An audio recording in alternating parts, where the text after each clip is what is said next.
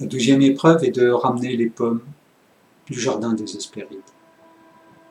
Un nom très connu, les Hespérides, mais en fait personne ne sait en quoi ça consiste, ni où c'est, dans quel territoire, ni comment on y va. Héraclès traverse la mer,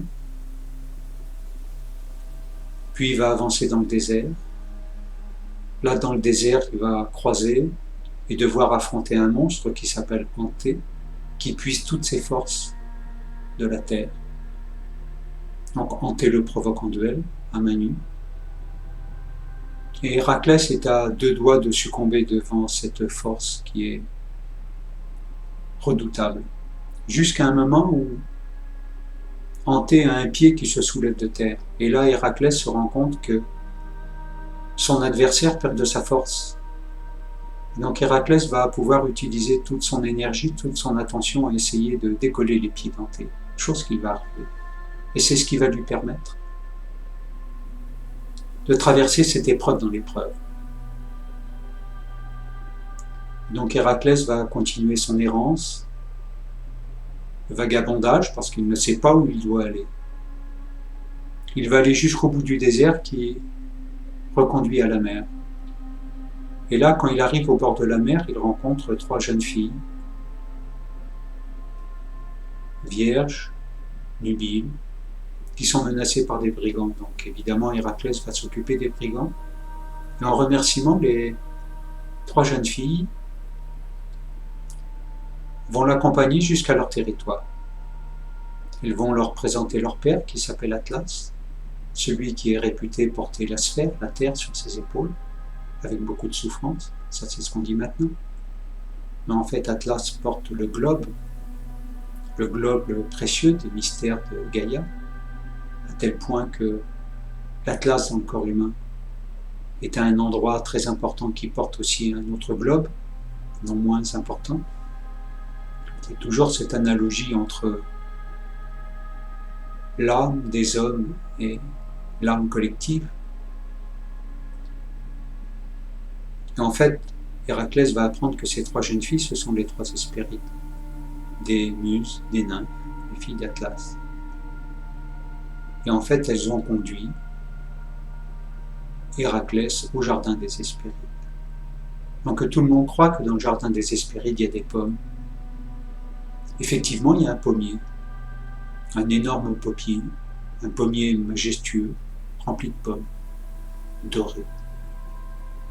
Et au pied de cet arbre, il y a un dragon qui s'appelle Nadon, le gardien, le redoutable gardien, qui a la particularité d'avoir toujours un œil ouvert, un œil fermé, de sorte que il dort en étant éveillé, il est éveillé en dormant.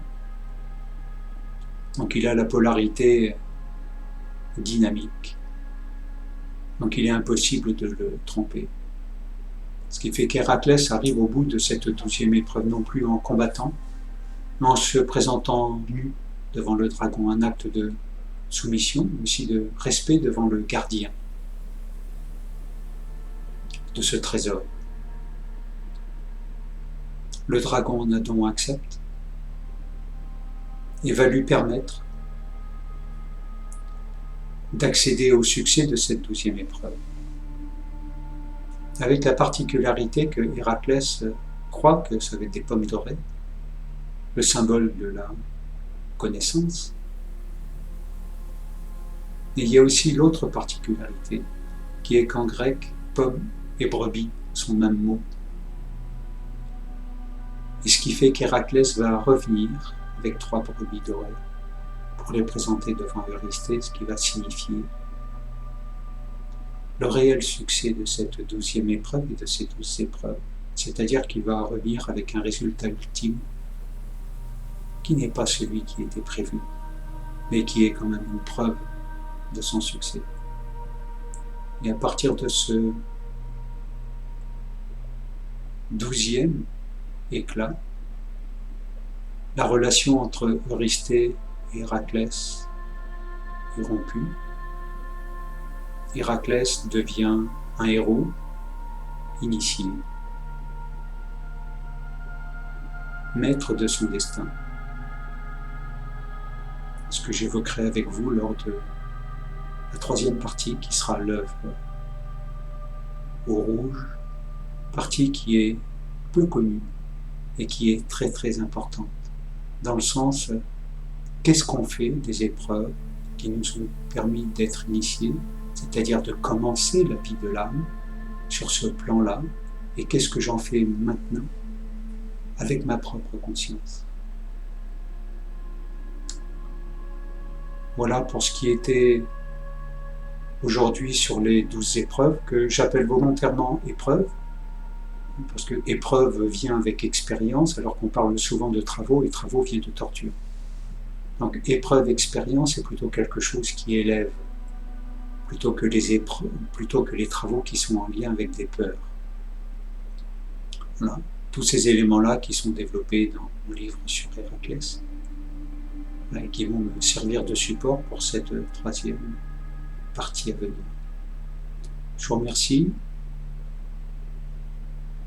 et puis à bientôt avec plaisir pour la fin de cette histoire emblématique. Au revoir et à bientôt.